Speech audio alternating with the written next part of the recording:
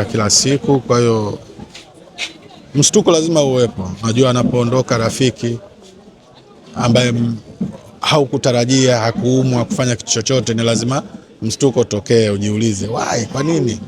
Lakini huo ndio utaratibu. Mwenyezi Mungu huwa anaamua tukuvuna kwenye shamba lake muda wote, saa yoyote. Ni momenti gani hasa ambao unaikumbuka ukiwa na marehemu, kwa sababu umefanya naye kazi? Kitu gani hasa ambacho unakikumbuka? Ni namna ambavyo tulikuwa tuna ball wote maskani.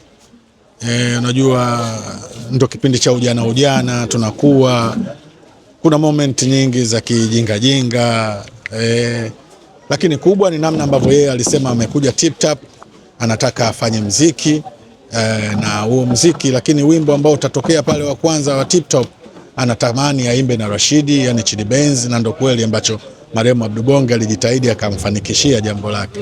Kwa hiyo nafikiri hiyo ndio ilikuwa ya kwanza kabisa kutoka kwake. Okay. Ukimzungumzia marehemu Spark, ni mtu wa namna gani hasa kwa wewe, kwa sababu ni mtu ambaye umefanya naye kazi, umekuwa naye kwa muda mrefu kwenye maisha, ni namna gani hasa ambavyo unaweza kumzungumzia? Ni mtu mpole sana. Spark ni mtu mpole sana. Narudia tena kusema sijawahi kusikia au kuona anagombana na mtu yoyote. Japo sijaonana naye kwa kipindi kirefu kama miaka 3-4, sijajua hapa kati. Lakini miaka yote ambayo mimi nimemfahamu Spark, sijawahi kusikia wala kuona kakorofishana na mtu gani na nani. Yeah. Neno ambalo mara nyingi alikuwa akikwambia kama kaka yake ama kama msanii mwenzake, neno gani hasa alikuwa kwenye story zenu wakati mkipiga? Jambo gani hasa ambalo alikuwa akikusia? Yeye ambacho alikuwa anatamani siku moja kuwa mwanamuziki mkubwa. Alikuwa anatamani kuwa mwanamuziki wa kimataifa. Na hata ukisikiliza ngoma zake, namna ambavyo alikuwa anaimba, plans zake, namna ambavyo alikuwa anafikiria, anatamani kuwa mwanamuziki wa kimataifa, kuwa mwanamuziki mkubwa, kutoka yani. Unajua kipindi kile kila mtu anawaza kutoka. Sasa yeye alikuwa hawazi kutoka hapa, anawaza kutoka kuwa mwanamuziki mkubwa wa kimataifa. So nafikiri Mungu naye anapanga, sisi tunapanga na Mungu naye anapanga. Ungetamani hasa kwa upande wa mashabiki wamkumbuke vipi hasa Spark?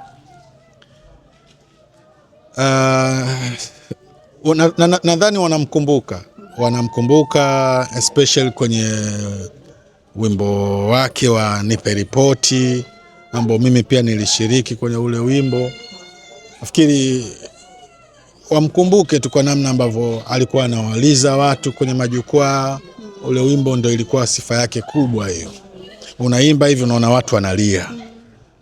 Kwa hiyo kuna watu watakuwa wanajiuliza labda Madi na Spark walikutana wapi hasa mpaka wakapata nafasi ya kufanya kazi na wakawa washikaji? Yeye alikuja Tip Top Connection, aliletwa na Tunda. Spark alikuwa ni rafiki yake wa karibu sana Tunda.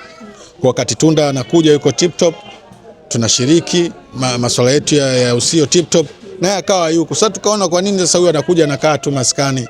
Tukatoa wazo tu kwa marehemu Abdul Bonge, bwana huyu mchizi anajua kuimba, itakuwa vizuri tu akijoin na sisi. Na haikuwa kazi ngumu kwa sababu hata marehemu Abdul Bonge alikuwa tayari kashamfahamu kwa namna ambavyo anaimba. Hapo tukajoin naye, ndo akawa naye mwanzo wa kujuana na sisi. Sawa, mimi sitaki kuchosha sana kwa sababu tukiwa tunamlilia, tukiwa kwenye majonzi ya kuondokewa na mpendwa wetu. Neno lako la mwisho hasa kama brother, unalipi la kuongea? Jamani mwanangu. Jamani mwanangu jamani. Sio tu wanamuziki. Unajua sisi vijana tunapitia mambo mengi sana. Sasa kama hauna watu wa karibu, haukai na marafiki, hauwaelezei labda vile vitu vyako, ndo matokeo yake yanakuja yanaleta madhara kwenye afya kwa ujumla. Mara nyingi sana hii kitu inawakuta wanamuziki wengi sana.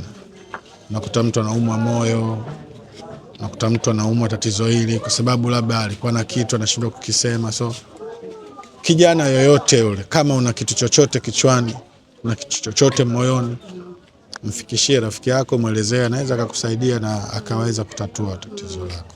La mwisho, kwa upande wake hakuwahi kushare na wewe jambo lolote lile ambao huenda labda akawa anapitia kwenye maisha yake? Hapana, sijawahi hajawahi kushare na mimi chochote kile kinachohusiana na tatizo. Tunashare music tu, vitu vya kawaida vya kila siku. Asante sana, pole. Asante.